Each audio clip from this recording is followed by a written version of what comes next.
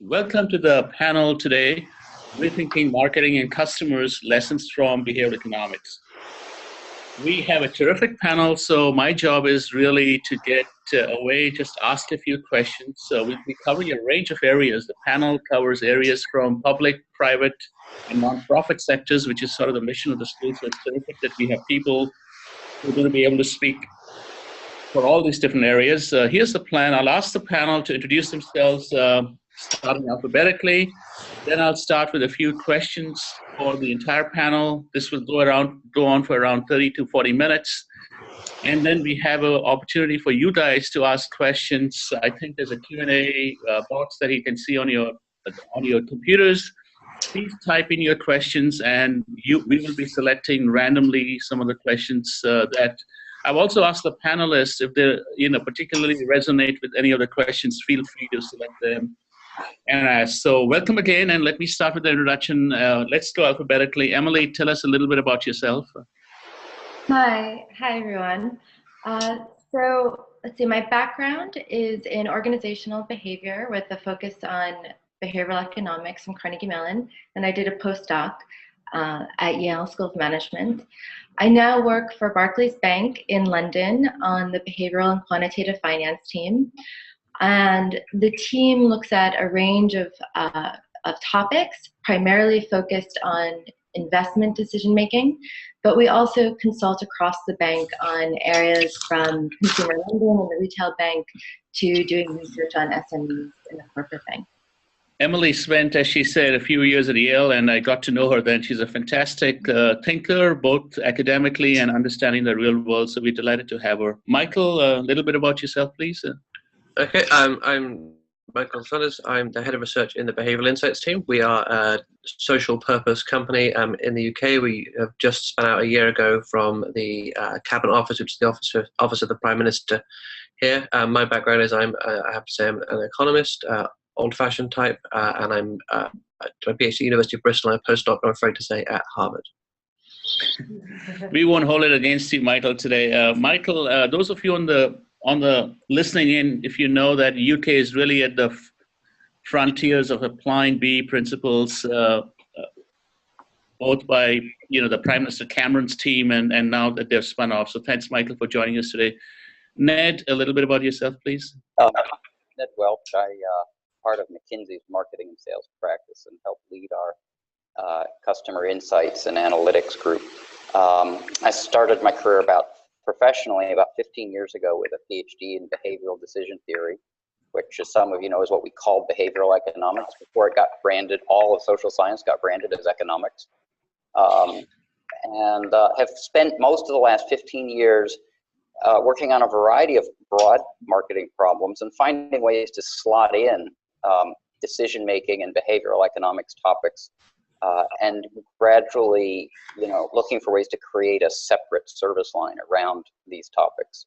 But I also do a lot of other things, as you'll hear.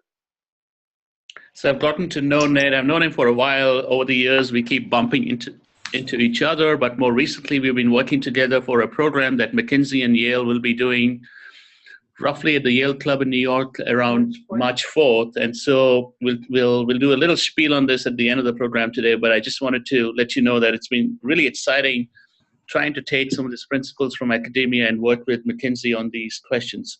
So let me start off with a very broad question. Michael, I'll begin with you. Basically, since you work a lot with helping the citizens, what are the kind of citizen questions that BE is being used to solve in the UK? Sure, so that's a broad question, so I'll give a broad answer. The team's work so far, I think the most famous for is increasing tax compliance. There's about tens of billions of pounds and dollars which are failed to collect because people just don't fill in their tax returns correctly.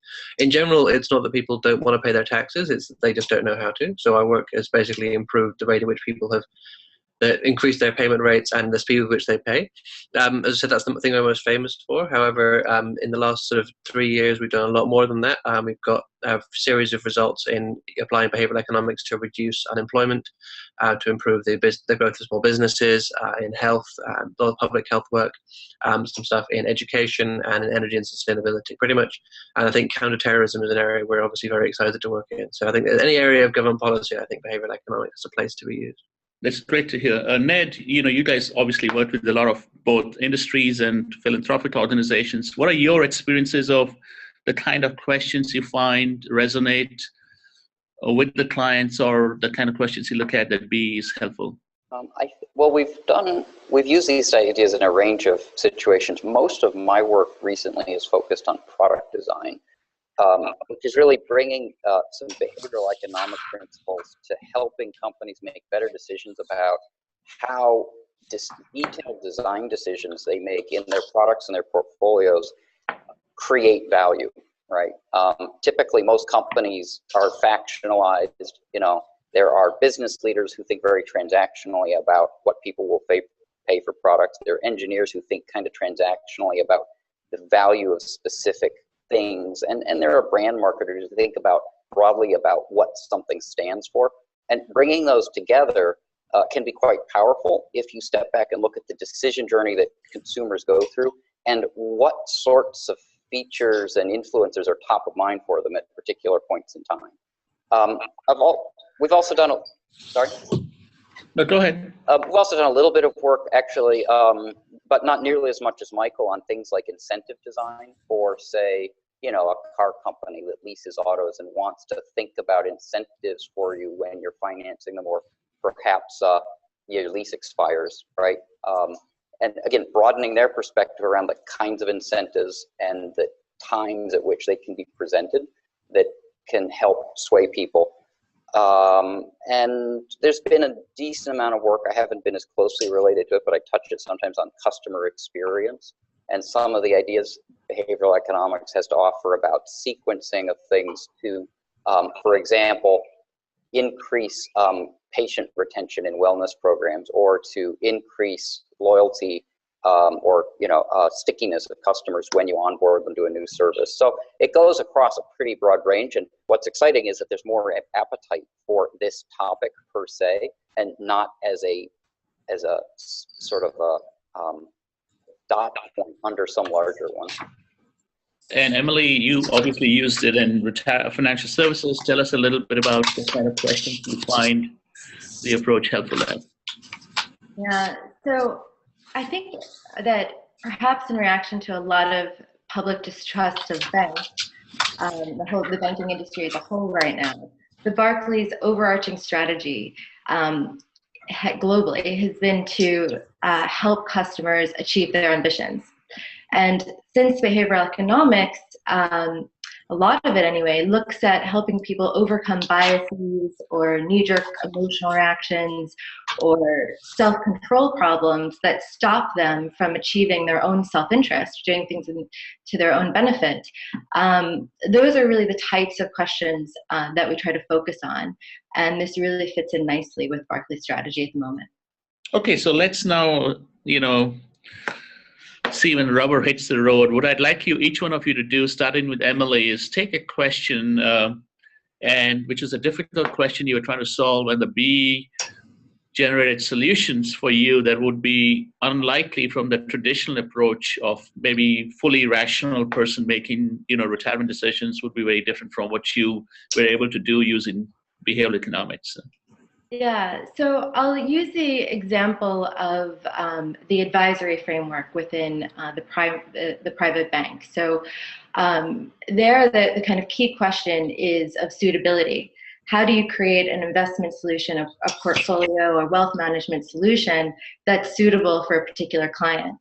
And this is a regulatory burden or obligation.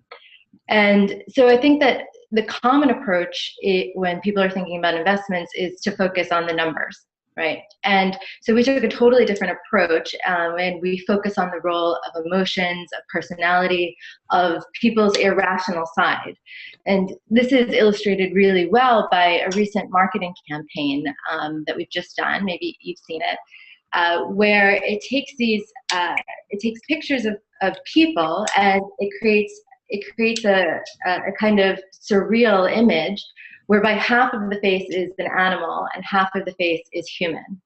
And so I call this the animal spirits campaign. And it gets people to think about, their more primal side, their more kind of, unconscious side of their nature, and how this is influencing their investment decisions. And the way that an advisor would apply this in the private bank is to use a financial personality assessment. And from the output of the assessment, you can take that person's profile and say, what are their likely behavioral biases? So, for example, somebody who's overconfident may have issues with overtrading or too much market mistiming. Somebody that's low on our composure scale may have very extreme emotional reactions to the market. And so for that person, you want to think about in their portfolio trading off what might be the way to achieve optimal financial returns to creating an emotional journey that they can live with. Also, for someone like that, you might really focus on having them set up contingency plans for how they're going to deal with emotional market movements, so that they can decide when they're in a cool state of mind how they're going to react when they're in the heat of the moment. So, this has kind of taken the suitability obligation of, matching the portfolio to somebody's risk tolerance and taken it several steps further. That's very interesting. It reminds me of, companies often talk about financial services, people taking too much risk, but when you talk to a lot of the financial services now, I hear also the opposite, people taking too little risk. Yeah. And of course, one approach would be that, well, then let's just sell them, low risk products, whether it's bonds or anything else.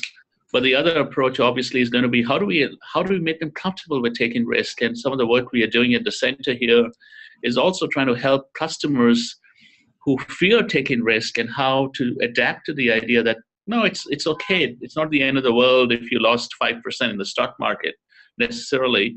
And so I agree that that's a fascinating area in which to apply. Yeah. Michael, I'm sure you have lots of examples, but if you can take us through one or two in a little bit in depth in terms of how the BE approached, in some of the areas you discussed, really generated superior solutions, I think that'll be great for the audience to get a feel of what BE can do. Sure. Okay. So the example I'm going to go through is one on unemployment. I think this is a really interesting area. Obviously, some of you will probably know we had a bit of a recession a few years ago, which maybe contributed to the fact that a lot of people don't like Emily's profession anymore.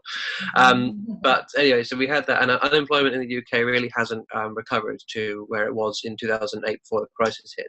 And that's particularly the case for people aged 18 to 24. And we've had a lot of things which we've done in the country in the interim to try and solve that problem without a great deal of success. So the traditional, so people who are benefit claimants in the UK, just as background, they have to come in every 2 weeks in order to get their benefits, and they have to tell their job centre advisor that they've done a certain amount of job search activity. And the minimum they have to say they've done is 3 job searches. So over the course of a 2-week period, they have to have applied for 3 jobs. This doesn't seem to happen very much. Applying for jobs is really dispiriting, so people aren't applying for jobs anywhere near the rate they're supposed to. The traditional economics approach would either be to step up the monitoring, so make it so that we can follow them every second of the day to make sure they're actually applying for jobs, to sanction them more heavily if they aren't applying for jobs, so make it so that they lose more of their benefits, or to reduce their benefits, period. I'm going to hope that would spur them to get jobs. That's sort of the traditional way of dealing with this kind of principal agent problem. What we thought was we'd look at actually the process in the job centre. We'd look at the experience of someone applying for jobs. And what we found was that, as I said, it's really dispiriting applying for jobs. It's really effortful, and people don't want to be doing it. So what we've worked on instead is sort of everybody, I guess, like I was saying earlier with people's tax, everyone wants to apply for jobs, but no one wants to be applying for jobs because it's a really dull experience and really dispiriting. So what we did, so what people do is they make excuses. Oh, I didn't apply for jobs on Monday because I had to take my kids to school. Didn't apply for jobs on Tuesday because it was a bit cold, that sort of thing. So what we did instead was we created them in this meeting they have with a job center advisor every 2 weeks. We replaced the backward looking, how many jobs did you apply for, was it 3, with the forward looking, how many jobs are you going to apply for in the next few weeks, in the next 2 weeks. And people, because they remove this anchor of the 3, they say many more things. In addition, we say, okay, that's great. So you're going to apply for 50 jobs in the next 2 weeks. That's great. When are you going to do that? And so they say, oh, I'll do it on Wednesday after I've taken the kids to school. They say, I'll do it on Thursday before Timmy's football practice, which is what you would call soccer practice. And that sort of thing. And so we tested this in one job center to begin with. We found large and impressive effects. There were a couple of problems with the test. So we did it again across 10 to 15 job centers. I can't remember the exact number. And the effect was replicated. So this was increasing the rate at which people were getting jobs within 13 weeks by 1.7 percentage points, which is about 4 or 5 or 6%, which is a huge increase in terms of this. This is for every 100 people who are unemployed, an extra, roughly 2 of them are getting a job within 3 months. Given what we know about the long-term effects of unemployment, this is an effect that we could see having like huge effects going into the longer term, as well as the immediate substantive effect. So what we're very proud of now is that's becoming a matter of national policy. This has now been sort of new policy designed behavioral economics from the ground up, rolled out nationally, and hopefully we'll continue to see the effect of that as that goes forward. So that's, I think, the biggest and most substantive thing I can think of. So it's my favorite thing to talk about in terms of what do I do with my day. So, and this is something we can get back to later, Michael. I wonder when, I haven't done my own research here, so I don't know, when people become aware, so there are certain type of biases, we call them perceptual biases, right? So even if you become aware of why you act differently, they still have an effect on our behaviors. But the other types of biases where if you become aware of it, I wonder if it, let's say this is advertised very widely, how this has led to all the positive effects. Do you have any opinion? Do you think it still is effective, or as it becomes less effective over time? Sure. So there are some things that, as you say, which I expect it will become less effective. So I have done some work on repeatedly giving people gifts, which we hope they'll reciprocate to. And the first time works really well. The second time it works about half as well. I'm waiting for data on the third time. And so that things like that, for sure. When it feels like we're tricking people, then yeah, they get wise eventually. Other things like implementation intentions, where you're just helping them plan. It's where there's something they want to be doing themselves, then that continues to work. In the same way as a nicotine patch, like it's a nicotine patch, but it's still doing the job. It's still supplementing your cravings, that sort of thing. When it's actually smoothing the path to doing the thing you wanted to do anyway, by making your life easier, I feel like that thing is much harder to sort of habituate to, and for that to stop working. I may be completely off base, and one of the things which we were really hoping to do in the next 5 years or so was to look into this in more depth. But that's a great analogy you made to the nicotine patch. Ned, tell us a little bit about example, what you can share with us, where you found this approach very helpful to you. I'm going to take a little bit of a left turn and build on something you said a second ago about encouraging consumers to take risk, because I think that's also true for us as marketers or companies broadly, right? And it's relevant because all of the things we're talking about involve experiments that have risk, right? So what I do, I mean, my actual day-to-day activities are in some ways much less impressive than Emily's and Michael's, because what I do actually often falls into one of 2 buckets. One is using behavioral economics to help my client do what they normally do more effectively. And it's about recognizing, the diamonds in the rough when you're doing other kind of insight or product development work. And the other is helping them get over some of their own biases in how they make those decisions and how they think about customers. So I'll give you an example of the first, right? We had a client that made a manufactured consumer product, a very kind of iconic in its category. That Ravi and I wrote about this in a white paper recently. That was facing a lot of pressure from the bottom, from lower cost, higher featured competitors. And they were looking at some serious product redesign to try and address that competition. So, you know, we did some research with consumers where we carefully tracked how they made these decisions and how they evaluated products. And what we found, you know, was that auditing those decisions and kind of taking the best of both product research, which focuses on willingness to pay for features, and shopper research, which focuses on what happens at a shelf, can really point you to some opportunities if you know where to look. In this instance, the golden nugget was about the role of time pressure and category complexity, right? When consumers are under time pressure, or they're depleted mentally in some way, or, you know, they face a lot of complexity, they default to sort of shortcuts in a variety of ways. In this category, the shortcut is to pick the thing off the shelf that looks familiar to you and is recognizable, even if it happens to be a little bit more expensive and a little bit less fully featured. And when we learned that for this client, it turned their thinking about how to manage the category upside down. They had started this thinking that they were going to reinvent their iconic product and add a lot of features to it to compete with the low price guys. At the end of this, they realized that that was hugely risky, because if you disturb the look and feel of this thing, suddenly people who picked you off the shelf automatically are going to start shopping.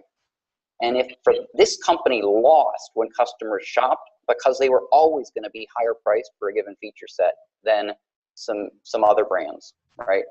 So they kept this, they focused instead on making this iconic product as good as it could be, fixing a couple small details that sometimes upset customers and cause them to look elsewhere, right? You know, like the smoothness of the operation of a feature, or, you know, how it felt in their hand. And they took some other products they had in their portfolio that were already relatively cheap and, you know, undifferentiated, and bundled all of their feature improvements into them to compete at the low end. And this was really, really important for them. It was a big, big insight. On the decision-making side, right, the most common thing I run into is consumer packaged goods companies have this disconnect, this chasm between their brand marketers and their production people, right? There are a gazillion little things that go into a typical CPG product that the brand marketers legitimately defend as important to positioning the brand and differentiating it and creating a larger identity of, you know, emotional connection. And the engineers and the business managers often throw up their hands because nobody can ever put a dollar value on them.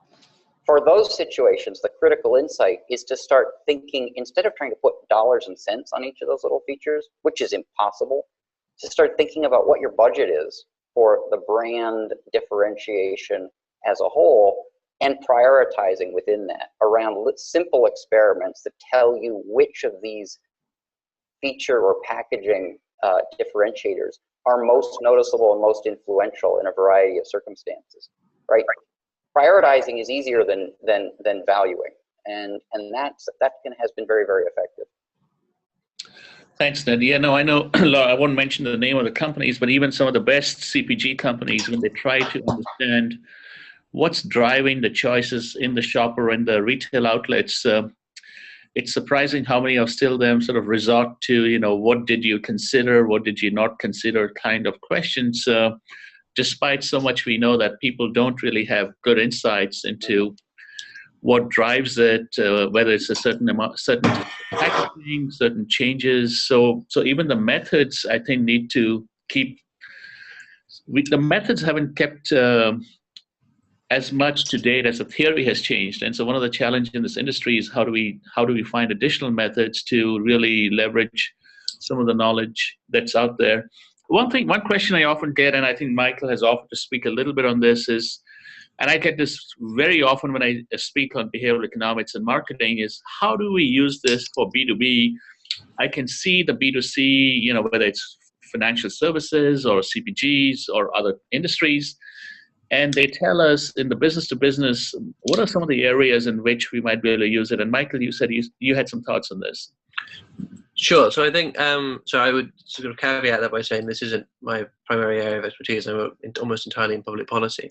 Now, I guess I would say, and one of the things we found when working within a few projects, because obviously we have what I guess you call G2B, where governments try to get business to do stuff, is that businesses are made up of people, which sounds like it's fairly obvious, but they aren't people themselves, but they are made of people.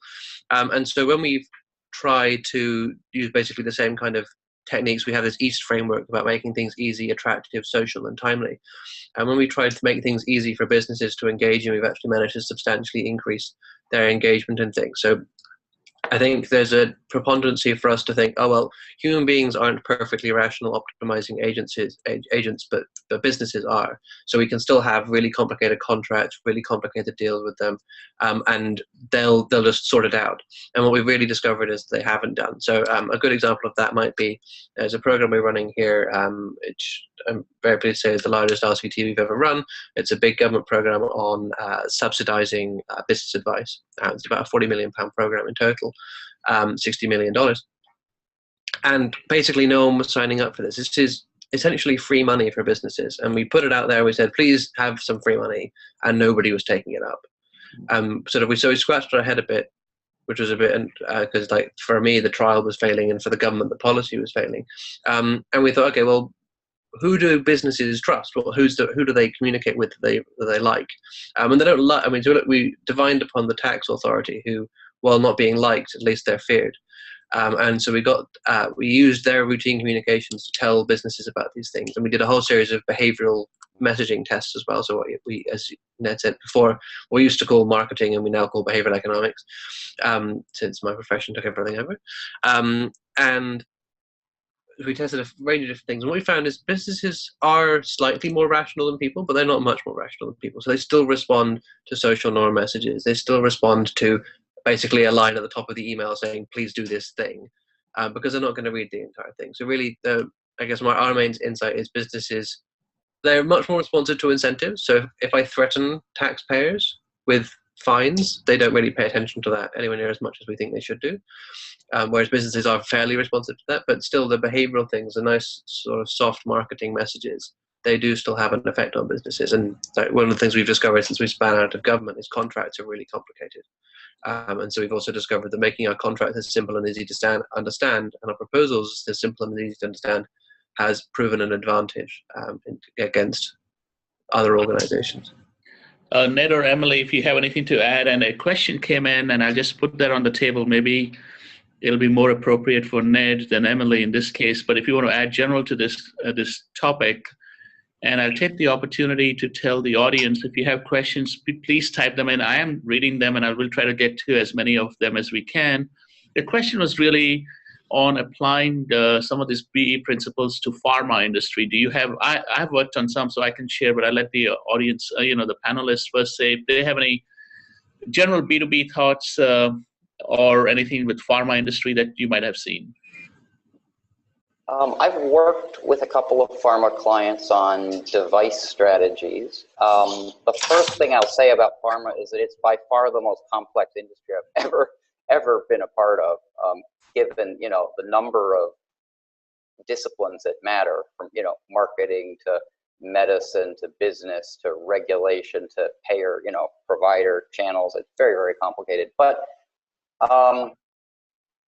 what I can say is that, I've seen a lot of interest in behavioral medicine from our clients and how to improve compliance for the patient's own benefit in most, obviously, in a range of circumstances. And it's an area of growth. I don't work in it much, but I'd be certainly interested in talking to anybody who wanted to problem solve.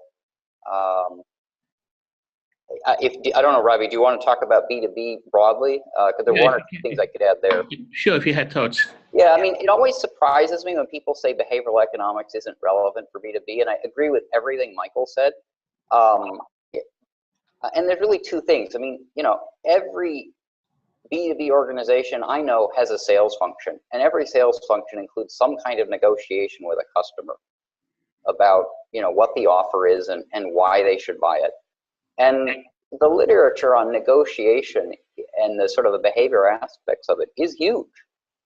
And, you know, just looking at my own company, right? Every time we talk to a client, we sit around and think really carefully about which 3 options we're going to offer that client, you know, for how they could solve their problem. Because if you give them too many, it's discouraging. If you give them too few, it doesn't feel like enough. And, you know, depending on where the high and the low end are, it can have a big effect on motivation. That's good to know. Next time you guys on the call get options from McKinsey to know you have the right choices. Let me just add to the pharma a little bit. Some of the work that we did, I worked with a company helping them set up their global consumer insights, very large pharma company.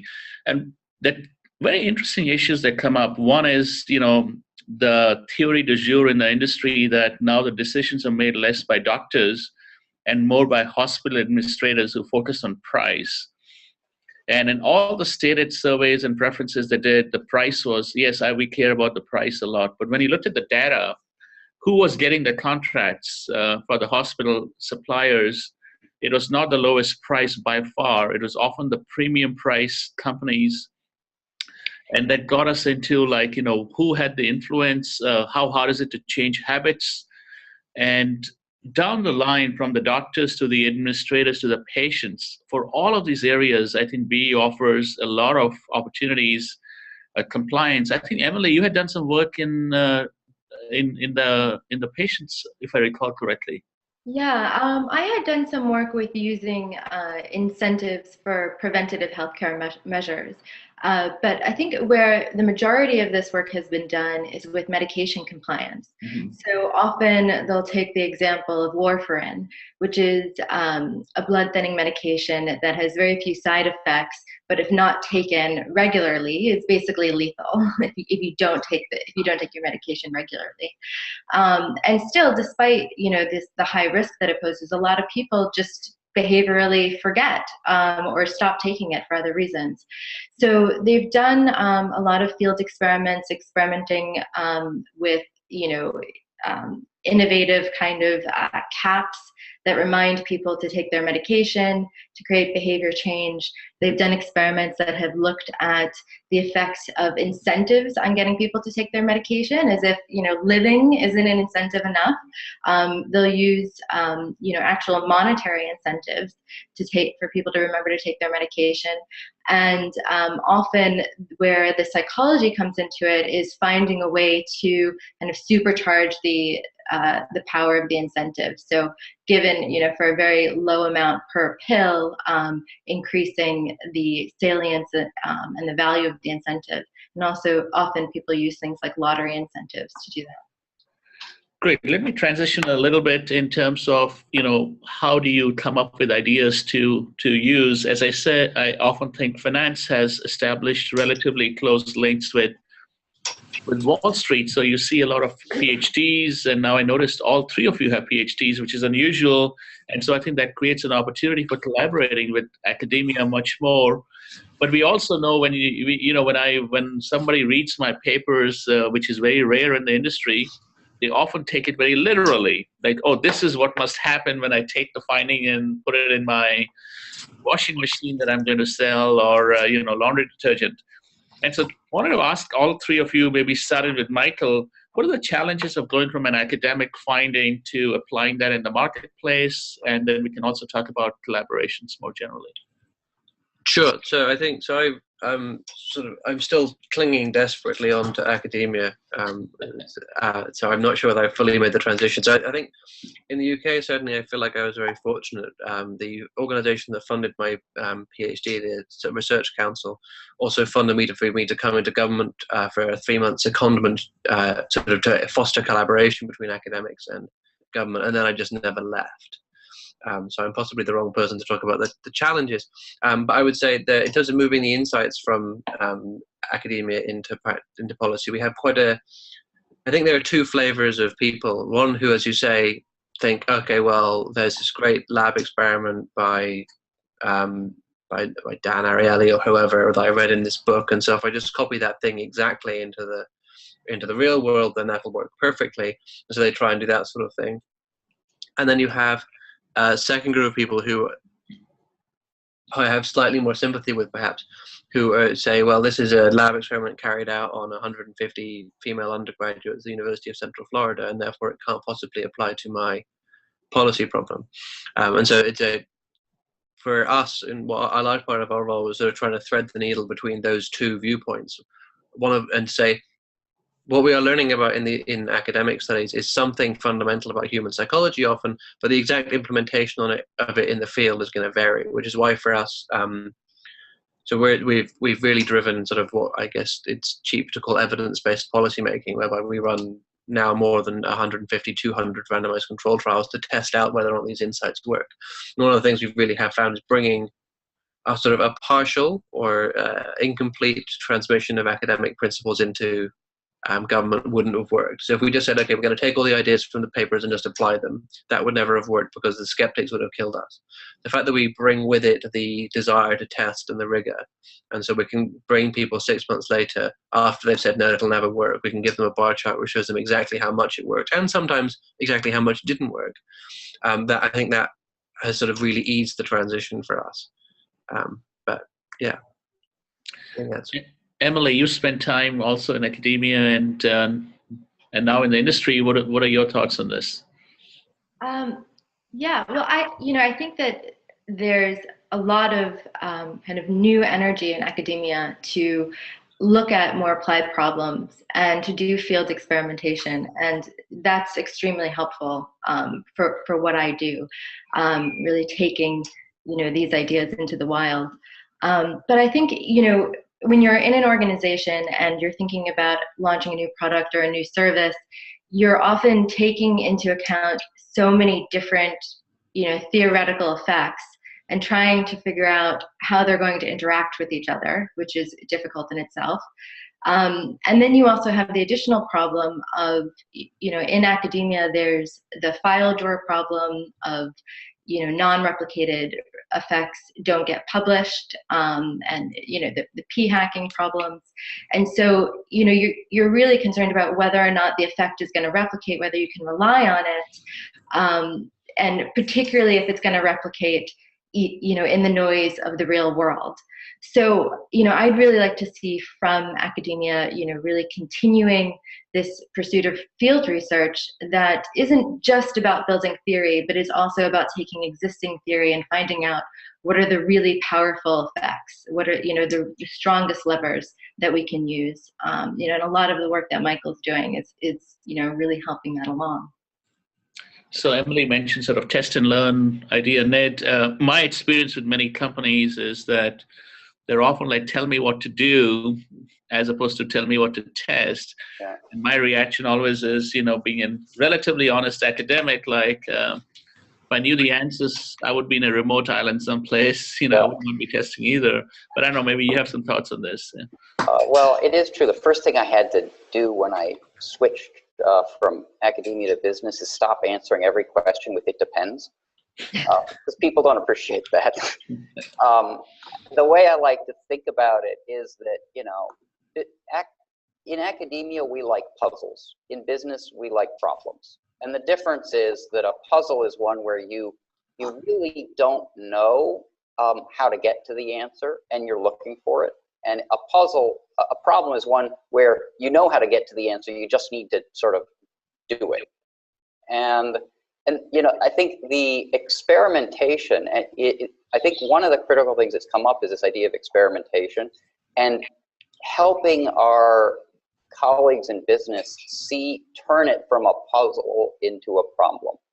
And what that really means is you can never avoid failure, but the more we can understand effect sizes and moderators and the kinds of things that Emily was describing, the more we can say, here are your your best prospects.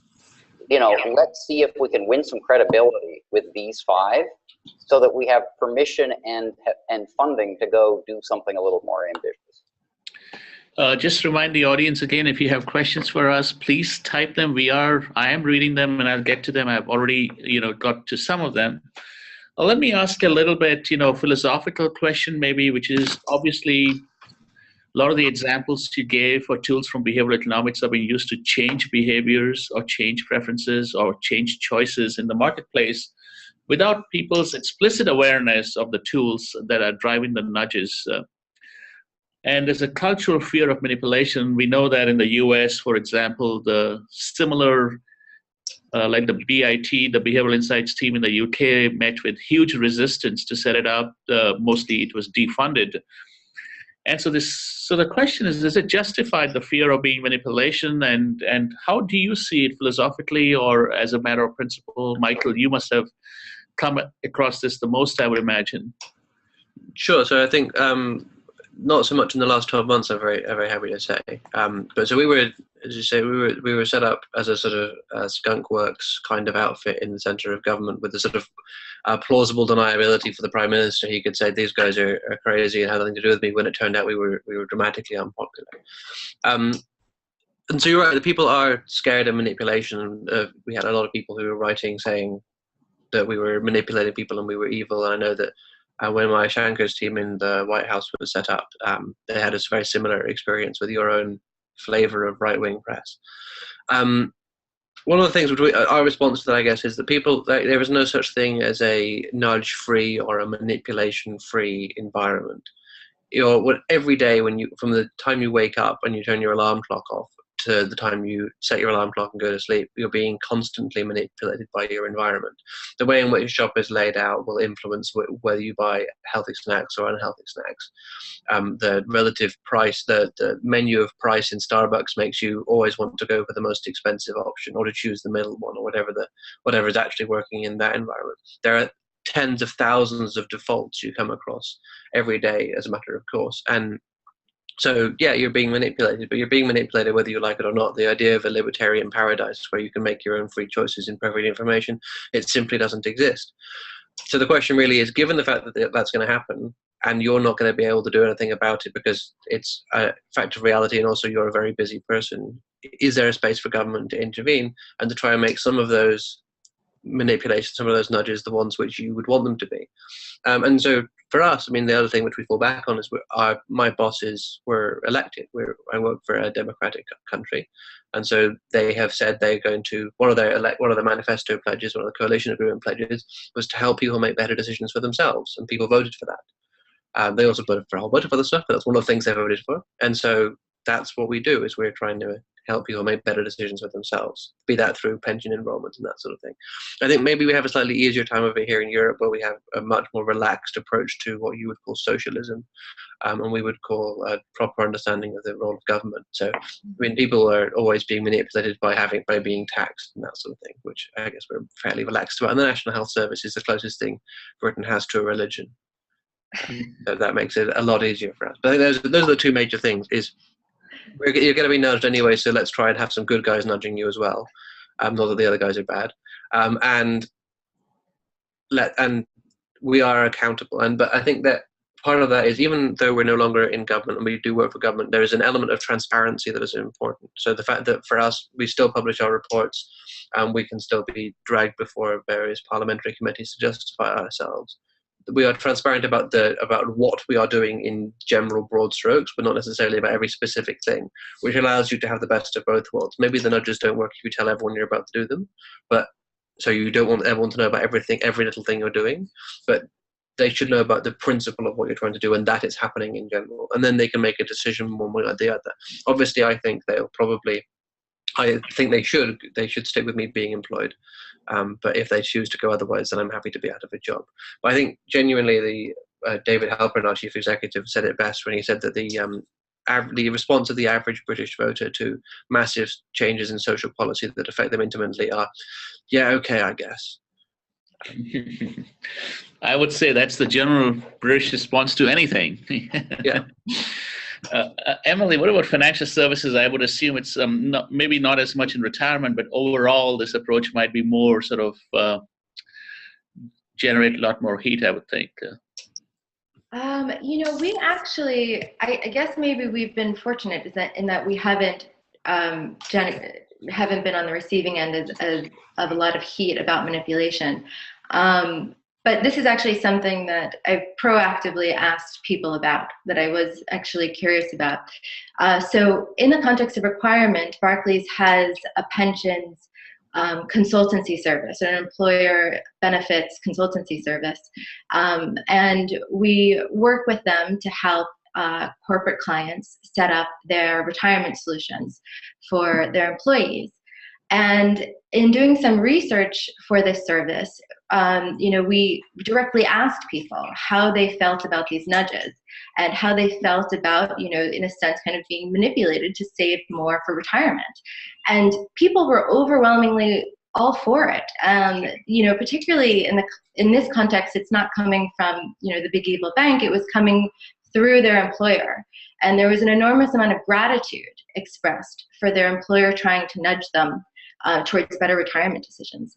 And actually, while I was at Yale, we ran a field experiment, James Choi and Kate Matthew, that looked at nudging people to increase their retirement contributions. And the HR had an overwhelmingly positive response from their employees of thanks for this. And you can see this also in the UK. They recently have implemented automatic enrollment. So unless you opt out of saving in your company's retirement plan, you're automatically going to be saving. And this has a 77% approval rating from the public. So there is, on the other side of it is that the public, does have an appreciation for these manipulations. No, that's very interesting. I was actually at a life insurance company on Monday, and if you know anything about the US market right now, the people who need the life insurance the most don't buy it, which is a middle class and who don't have enough money.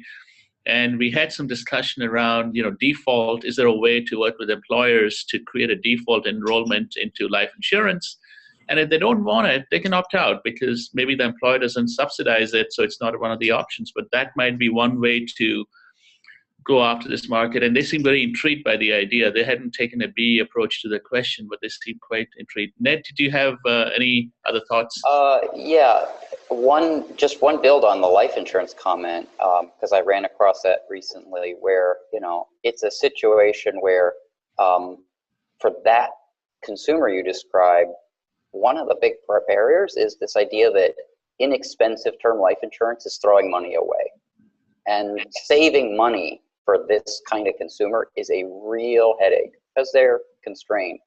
And what's interesting is that there are some things that insurance companies can do to help consumers save money inexpensively with one of these policies.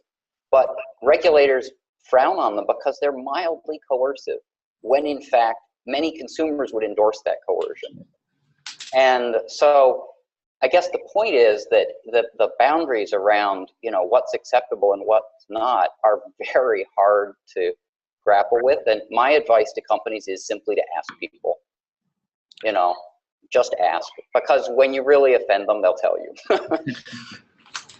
So I want to get back to one of the audience questions that came in actually quite a while ago, which is basically it's been framed around how do you overcome a denial of need? And it's framed around, if I understand the question correctly, how do you market products to elderly people who are defined here as 75 years of age, who might deny the need for that product? And while the panel might think about this, let me give you my example. I worked with a investment company that used to invest in retirements, what they call senior living communities, which are basically retirement homes, if you like. They're very fancy with lots of facilities.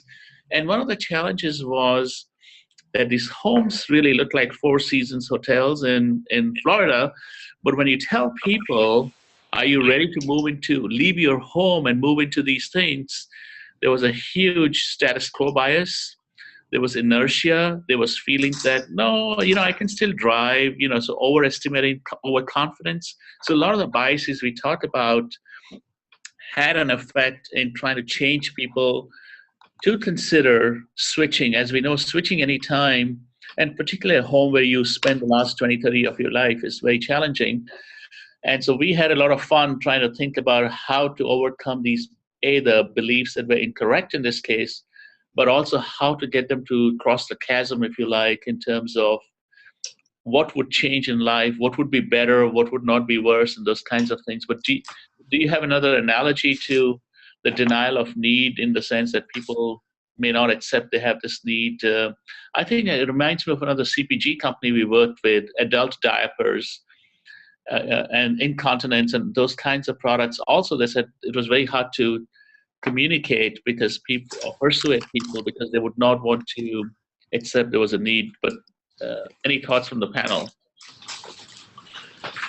So I think for us, it seems like there would be two possible, well, many more than two, but I'm going to think of two right now, possible causes. One is people aren't aware of the distribution of needs. So they think that most 75-year-olds are actually fine. So they don't want to be the worst off person. So they don't want to be the one who's sick. And that makes sense in the context of other people not wanting to talk about it.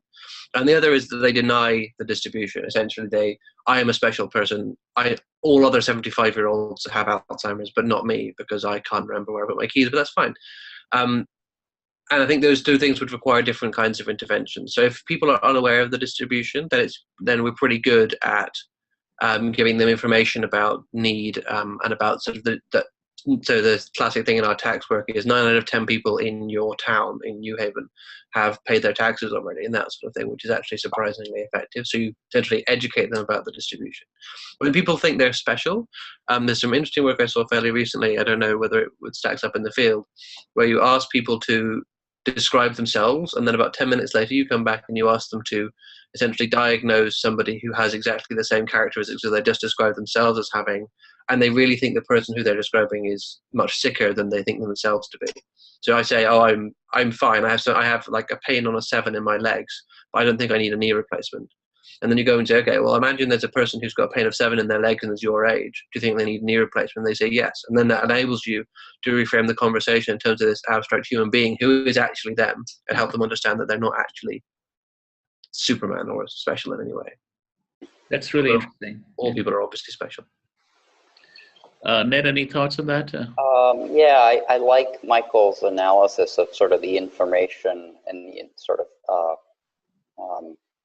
set that a consumer has. And I kind of break this down into, helping people, either reframing the goal for people to make it more palatable, or helping them, giving them essentially a gateway drug. I'm not sure that's the right term, but a way of getting into a category without feeling bad about yourself. And I'll give you an example of each, right? Cash Rangan at HBS used to talk about getting unbanked people to open checking accounts.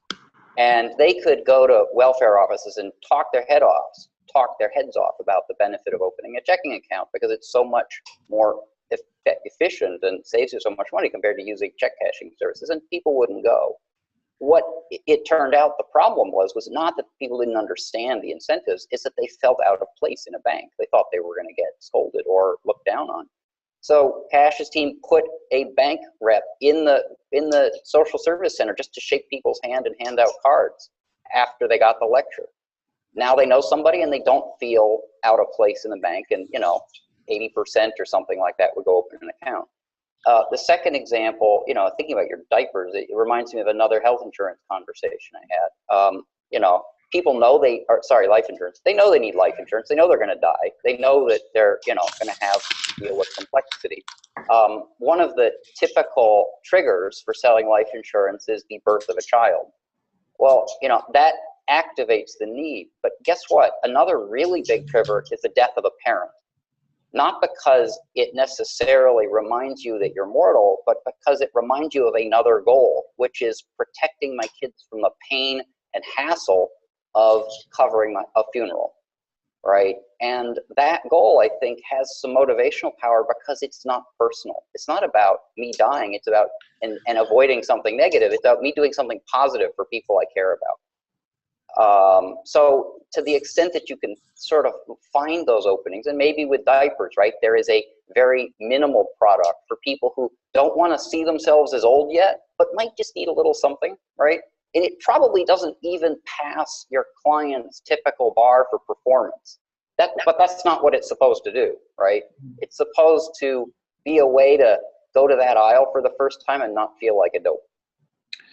In the last few minutes we have, I thought I'll just ask the panel to tell us a little bit about the next frontiers of questions where BE thinks you think has a lot of promise. Michael, starting with you. Okay. So for us, we're really excited about what the future holds. We love when people come up with cool new things we get to apply. For us, though, the main difference we're discovering between the real world, inverted commas, and some of the stuff which we see coming out of academia is in terms of the long-term effects of stuff. And we feel like because of the structure of the way academia has to work and the way many lab studies have to work, you don't get to find out what happens 2 or 3 or 4 or 5 or 10 or 30 years down the line. So, and where we do have evidence is not currently terribly encouraging about getting people to form very long-term habits which still work after we withdraw whatever intervention it is we're doing, and around whether or not, if we use the same intervention over and over again, what's the effect of that. So if I tell you the first year 9 out of 10 people have already paid their tax, sure, you probably believe me and you definitely pay your tax on time. The second year, it just becomes noise maybe. Certainly after 5 or 10 years, we figure it becomes noise.